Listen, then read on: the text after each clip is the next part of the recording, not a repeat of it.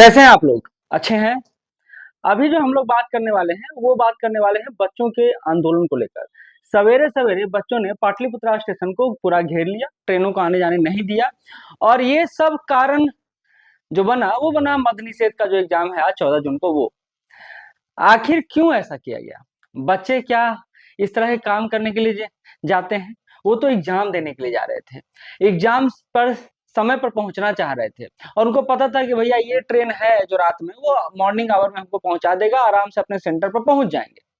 लेकिन होता क्या है, ट्रेन लेट हो जाता है, फिर दूसरा ट्रेन आता है, वो भी उसमें भी बैठने नहीं दिया जाता है। बच्चे आखिर करें तो करें क्या? और भीड़ हज़ारों में है।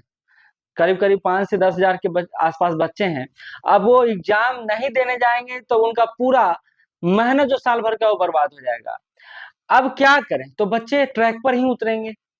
ये जो तरीका था वो सही तो नहीं था, लेकिन बच्चे क्या करें या ना करें उनके सामने विकल्प नहीं था। और इसका एकमात्र कारण है कि सीएसबीसी ने जो अपना सेंटर अलॉट किया, वो इतना दूर-दूर किया कि बच्चे को जाने में प्रॉब्लम है। भैया आप दूसरे जिले में दे रहे हो, दूसरे जगह दे रहे हो, क्या होम डिस्ट्रिक्ट या नियर डिस्ट्रिक्ट नहीं दे सकते हैं? नीतीश कुमार जी के समय तो लड़कियों को होम डिस्ट्रिक्ट या नियर डिस्ट्रिक्ट दिया जाता था। इस बार सीएसबीसी ने इस नियम को ही पालन नहीं किया और लड़कियों का सेंटर भी दूर-दूर डाला है। बच्चे क्या करें? अब इतना तो साधन है नहीं कि मतलब इतना 1000 बच्चे बस पर चले जाएँ। हमारे सीएम को ये लगता है कि बिहार को विकसित बनाना है, लेकिन क्या युवावादी के बिना ये संभव है? आप आप ऐसे बिहार का कल्पना कर रहे हैं, जो रियल में है ही नहीं।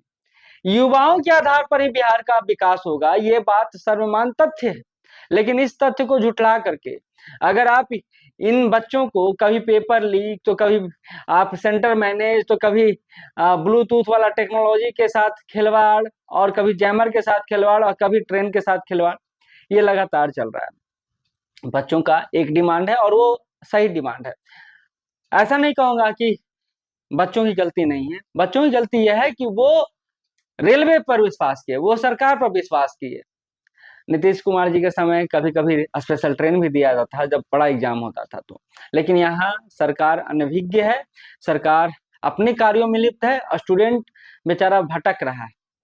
पटना का विद्यार्थी कितना मेहनत करता है, कितना त्याग करता है और ये त्याग करके वह एग्जाम की तैयारी करता है और एग्जाम ही देना ना दिया जाए तो। तो मैं ये मानता हूँ कि 14 जून का जो पेपर है, इसमें हज़ारों हजार विद्यार्थी एग्जाम नहीं दे पा रहे हैं। इसको कैंसल किया जाए, फिर से री एग्जाम किया जाए क्योंकि 2 शिफ्ट में एग्जाम है। 14 तारीख को पहला शिफ्ट है, दूसरा शिफ्ट है। अब पहला शिफ्ट, दूसरा शिफ्ट के चक्कर में पढ़ने से अच्छा है विद्यार्थी दोनों शिफ्ट के फँसे हैं। लेकिन पहले शिफ्ट के विद्यार्थी ज़्यादा हैं, तो एग्जाम को कैंसल करना ही एकमात्र उपाय बचता है क्योंकि 10,000 के आस-पास बच्चे हैं। पहला बात। दूसरा बात, होम डिस्ट्रिक्ट या नियर डिस्ट्रिक्ट दिया जाना चाहिए। आखिर क्या आपकी सिस्टमैटिक फेल्योर है कि आप डिस्ट्रिक्ट इतना दूर-दूर दे रहे हैं, इतना दूर-दूर भगा रहे हैं? क्या परिवहन कॉस्ट आपको पता नहीं कितना ज़्यादा लग रहा है? रेसी रूम में बैठकर नियम बनाना बहुत आसान होता है। विद्यार्थी बनकर जब जीवन जीना शुरू कीजिएगा ना, तब पता चलेगा दिक्कत क्या है। अब ये जो सिस्टमैटिक लोग हैं, जो सीएसपीसी है या फिर बीपीएससी है, ये लोग सेंटर को मतलब कहाँ पहुँचा देते हैं, ये इनको ही पता नहीं है। और इनको लगता है कि ये एग्ज़ाम सही तरीके से कंडक्ट नहीं करवा पा रहे हैं, ये सेंटर सही तरीके से मैनेज नहीं कर पा रहे हैं, तो इनका ज़िम्मेदारी नहीं है। वाह! क्या बात है।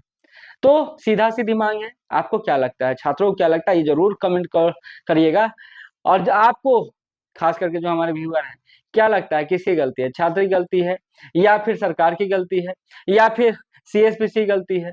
क्योंकि सेंटर इतना दूर-दूर देना बच्चों के साथ न्याय तो नहीं हो सकता है।